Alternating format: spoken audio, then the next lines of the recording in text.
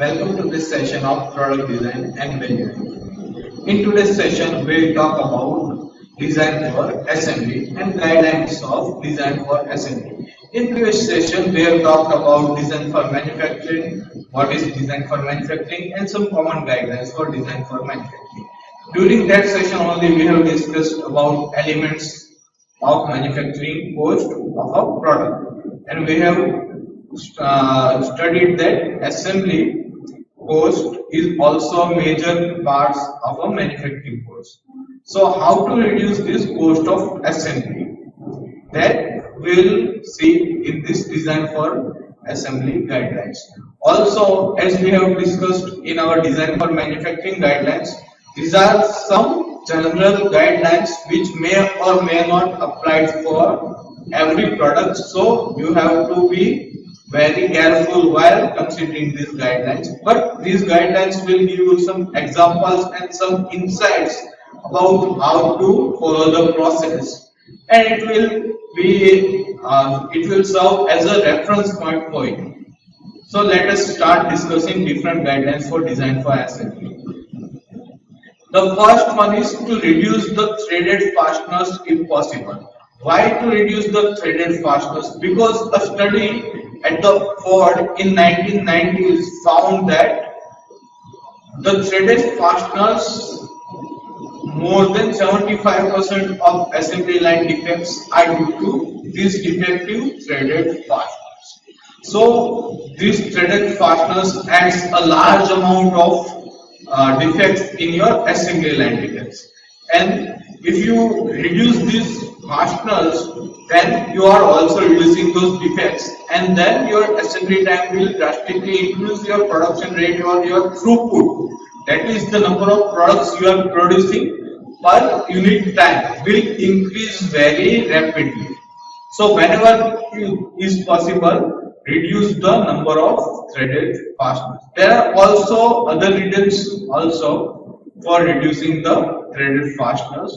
The other guideline is to mistake proof your product or use Pokayoke. Pokayoke is a Japanese word for mistake proofing. What Pokayoke means is you should design your products in such a way that even if someone wants to make a mistake, it will be impossible for them to make any mistake. Some common examples are your SIM card, which have a cut on one side. So even if you want to insert your SIM in a wrong direction, you will not able to insert it in a wrong direction because it simply will not fit. This is an example of Pokayoke. Another example of Pokayoke is your 3-plug pin. So if you want to insert your 3-plug pin in a different orientation, in a wrong orientation, you will not be able to do it because the design is such that it will not allow. This is an example of Pokayoke as well. So similarly, your USB pin or your charger cable, your C-type cable, all these are example of Pokayokes.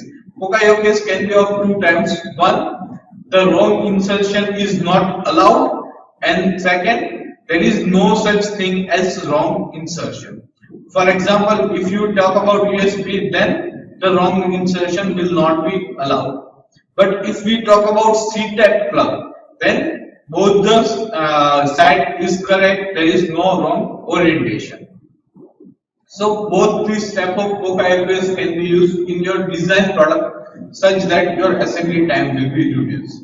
So when assembly is happening, the labor cannot make mistakes during the assembly, and it becomes very clear to them then how to assemble the product in a correct manner, so that they will not have to disassemble it in a later stage and correct it.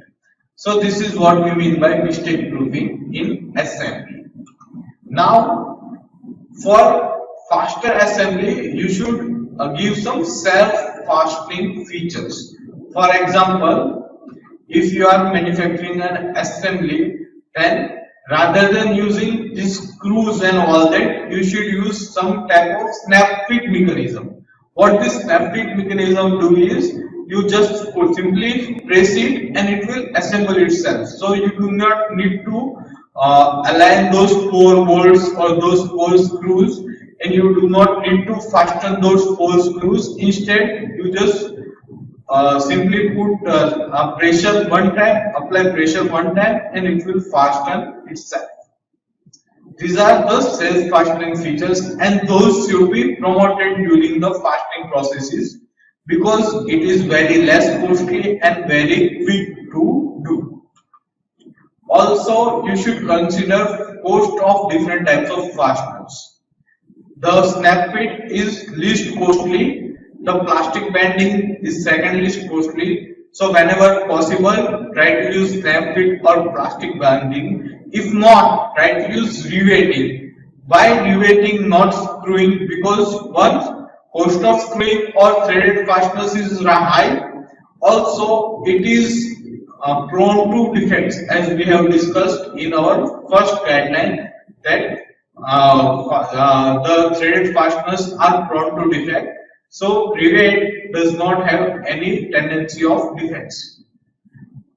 So if you have option, always use a snap fit for fastening purposes.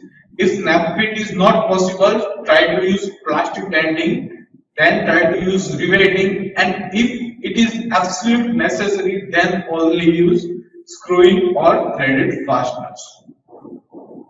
Also, the symmetry of orientation is very important. Symmetry of your part or assembly is very important.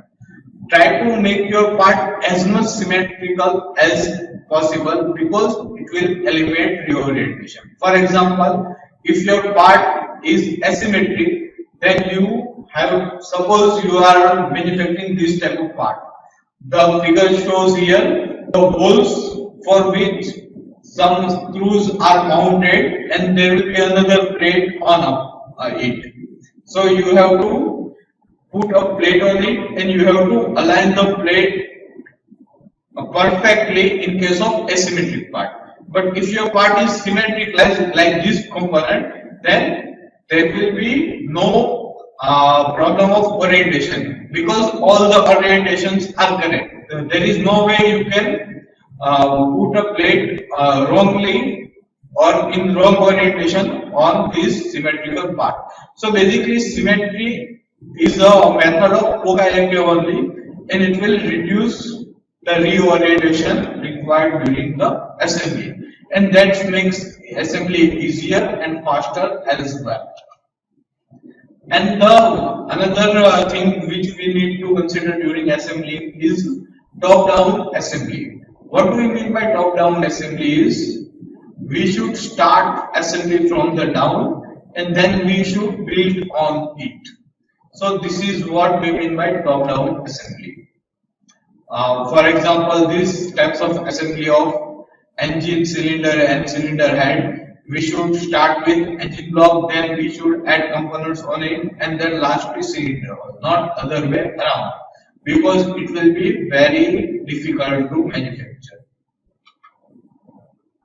Then you should avoid handling difficulty. So the size, minimum size of the part should be such that you can easily have a grip on that part.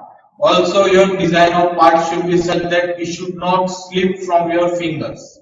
It should not have some sharp edges or sharp wires or corners, so that when you pick up the parts, it should not harm you, and you need not to be extra careful while handling the part. If you need to be extra careful, then it will take more time, and it will take more time in assembly as well. And it should not have the more than required flexibility during handling, because the flexibility will cause entanglement during between the parts. But flexibility also helps in assembly, because the flexibility of parts will make your assembly somewhat tolerable. For example, if you are designing a CPU cabinet and all your wires have fixed dimension on all those are rigid, then the assembly will be very difficult because you have to be very precise. But if you have flexible wires, then you can move them around and you can easily assemble them. But if they are highly flexible, very flexible, like the rubber bands, then they will get entangled with one another and it will be again difficult. So optimum level of flexibility is desirable. Also, it should not have insertion issues. That means when you are inserting something, it should be easily insertable. It should not be hard. So for that, you should provide self-aligning and self-locating features, such as given here. If you are inserting a spring in a cup as shown in here, and the cup have some edges, then chances are that your spring will get stuck there. But if you provide some temper there, then no matter where you put your spring, it will guided by the temper and it will go in its place very easily. Also, you should give adequate space for insertion. As shown in this example, if there is not enough space like here, then you have to put your part above, from above, you have to align it perfectly on the hole and you have to let it go and you have to hope that the gravity does its work perfectly and your part will fall in the hole. But you can simply increase your dimension of pin by a small margin, and when you are putting your part, when the part is in your hand, it will be aligned with the hole itself. So these small things will help very much to reduce your time of assembly. Again, going with these insertion issues, if you want to align a washer on a hole, then giving that place or that what we can say recess for the washer is a good idea because it will help in aligning that washer. Also, if you are putting some spring somewhere, then giving this kind of pillar or protection to align this spring or to mark its space is a good idea. Making sure that your parts are easy to insert, this also we have discussed. For example, if you are to insert a shaft in a gear or in a pulley, then making sure that there is enough amount of tolerance according to your type of fit is a good idea, because otherwise you have to use excessive force as this gentleman here has to use to insert the part. Also, you should provide adequate access and visibility. For example, if you are doing assembly like this, when both are the bottom of assembly, that is you start from base, but if you make your base with wall, then handling of that will be very difficult. But if you make your base like an open plate and then do an entire assembly on it, and then your top will have a cover like or wall like features, then it will reduce the assembly time very drastically. So these are some small little differences or changes in design that will be very helpful during your assembly process. Also, adequate access and visibility is very important. Here we do have adequate visibility, but we do not have access to punch our rivet properly, and that makes the assembly very difficult. So what we can do is we can move our projection a little bit to right side, and we can have adequate access to punch it, and our assembly will be very easy. Also, here we do not have visibility. If you are making some parts like this, and you do not have visibility, then the assembly will be very difficult because you have to rely on your touch and other senses rather than your predominant sense, which is our eyesight. So it will make our assembly very difficult. And another thing is eliminating secondary operations so that our assembly becomes very easy, very convenient. First is to reorientation. Avoid reorientation whenever possible. For example, if you are making a part in which you have to join two plates on a base plate or on a middle plate, then if you make a design in which you have to screw them from both the sides, then what you have to do, you will screw from one side, then you have to turn it over and then again screw all the other four screws. It will add an extra step of that reorientation. Instead, you can make this type of design in which a single screw will be passing through all the three plates, and it will make the design easy or assembly easy because you do not have to do that reorientation, and it will reduce the assembly time. Also, do not make assembly in confined spaces. Always leave enough space for assembly. We have partially covered this in giving adequate space, so we are not discussing this, but these are the small little things that matters while designing your products.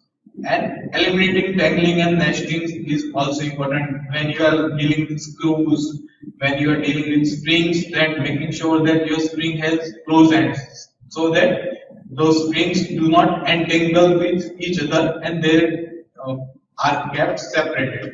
Also, if you have these kind of parts, then they tend to entangle with each other. So make sure that your design have all the close ends. If your design have close ends, for example, if your design have close ends, if your design has this type of open ends, then they tend to entangle with each other. But if they have close end, then they will not entangle with each other, and there will be no issue in assembly. If they entangle with each other, then you have to separate them by assembly, and it will create some issues. So these are also small little things that we need to keep in mind.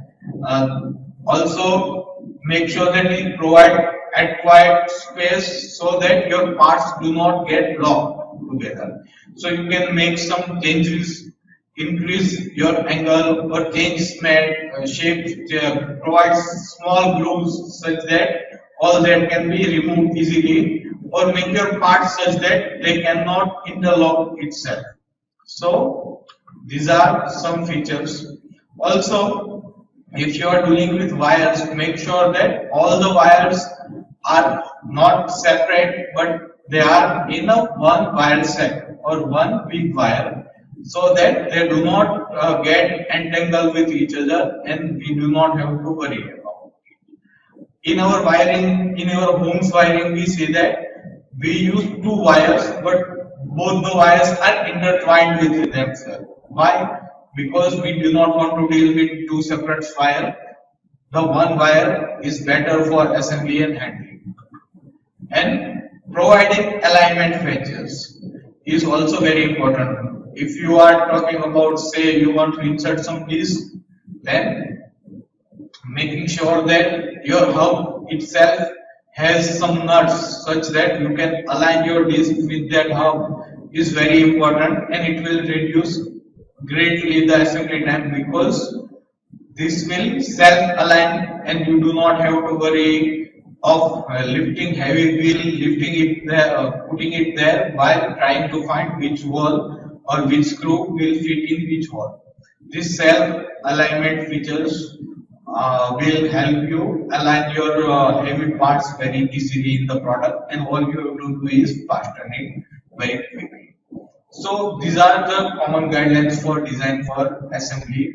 Also, if you refer more books, you will get come across very various examples similar to this, but all these examples are a pathway which gives you a direction or a insight about how should we improve our assembly process by designing. You have to consider your product and their requirements before you opt for more than one or any of these features. So this will be all for today's session. Thank you.